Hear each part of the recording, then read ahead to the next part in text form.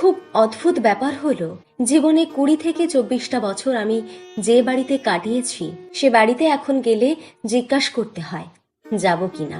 সে বাড়ি থেকে ব্যাগ গুছিয়ে বেরিয়ে যেতে হয়। যাওয়ার আগে কয়েকবার দেখে নিতে হয় কিছু ফেলে যাচ্ছি না তো। কত রাত জেগে কাটিয়েছি ঘরে বান্ধবীদের সাথে, কত গোপন আলোচনা সাক্ষী এই ঘর।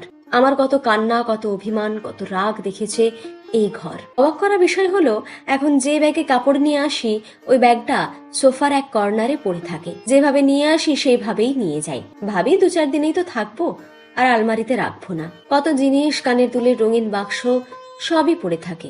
একটু হাত দিয়ে দেখি, মাকে জিজ্ঞাসা করি এটা কবে কিনলে, ওইটা কবে আনলে। যখন যাওয়ার সময় বর নিতে আসে মা জিজ্ঞাসা করে আবার কতদিন পর বাড়ি আসবি। তাও এই ঘরের মায়া কাটে না। প্রতিবার যাওয়ার সময় পিছন ফিরে তাকাতে পারি না। কেন এমনটা হয়? প্রতিটা মেয়েরই কি এমন?